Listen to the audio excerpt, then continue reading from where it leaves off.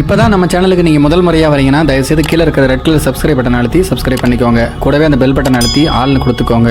அப்போ தான் நம்ம போடுற வீடியோ உங்களுக்கு தினமும் கிடைக்கும். சரி வாங்க இப்போ நம்ம வீடியோக்குள்ளே போகலாம். துருக்கி நாட்டில் இருக்கக்கூடிய அங்காரா என்ற சிட்டியை சேர்ந்தவர் செர்தார். இவர் தன்னுடைய மனைவி, குழந்தை, மாமனார், மாமியார் மற்றும் மைத்துனருடன் ஒரே வீட்டில் வசித்து வந்துள்ளார். சில மாதங்களுக்கு முன்னர் மாமனார் காலமாகிவிட்டார். இப்படிப்பட்ட நிலைமையில் மருமகன் செர்தார் என்பவர் மாமியாருடன் தகாத உறவில் ஈடுபட்டு வந்துள்ளார்.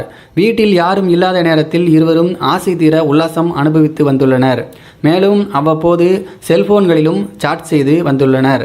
இப்படிப்பட்ட நிலைமையில் தன்னுடைய தாயின் செல்போனை எதேச்சையாக அவருடைய மகன் எடுத்து பார்த்துள்ளார். அதில் தன்னுடைய சகோதரியின் கணவருக்கு தன்னுடைய தாய் தனது ஆடை இல்லாத புகைப்படத்தை அனுப்பியிருப்பதை கண்டு அதிர்ச்சி அடைந்துள்ளார். இதனால் ஆத்திரமடைந்த மகன், எப்படி சகோதரியின் கணவருடன், அதாவது மருமகனுடன் இப்படி தகாத உறவை வைத்திருக்கிறாய், உனக்கு வெட்கமா இல்லையா என்று கேட்டு சண்டை போட்டுள்ளார். அது மட்டும் இல்லாமல் தன்னுடைய சகோதரியின் கணவரிடமும் சென்று, எப்படி மாமியார் என்று கூட பார்க்காமல் அவரோடு கள்ளத்தொடர்பு வைத்திருப்பாய் என்று கேட்டு சண்டை போட்டுள்ளார். தகராறு முத்திய நிலைமையில் அந்த மருமகன் செர்தார் என்பவர் தன்னுடைய கைத்துப்பாக்கியை எடுத்து தன்னுடைய மச்சான் என்றும் பார்க்காமல் அவரை சுட்டிருக்கிறார். இதில் சம்பவ இடத்திலேயே மச்சான் உயிரிழந்து விட்டார். இப்படிப்பட்ட நிலைமையில் நீதிமன்ற உத்தரவின்படி அந்த நபர் கைது செய்யப்பட்டுள்ளார்.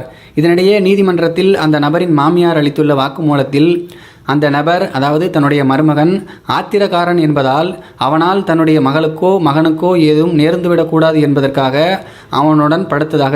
அவனுடன் கள்ள உறவில் ஈடுபட்டதாக அந்த மாமியார் தெரிவித்துள்ளார். இந்த சம்பவத்தை பற்றி உங்களுடைய கருத்துக்கள் என்ன அப்படிங்கிறத கீழே இருக்கிற கமெண்ட் பாக்ஸில் தெரியப்படுத்துங்க. மேலும் இது போன்ற சுவாரஸ்யமான வீடியோக்களை பார்க்க நம்முடைய சேனலை சப்ஸ்கிரைப் பண்ணிக்கோங்க. நன்றி, வணக்கம்.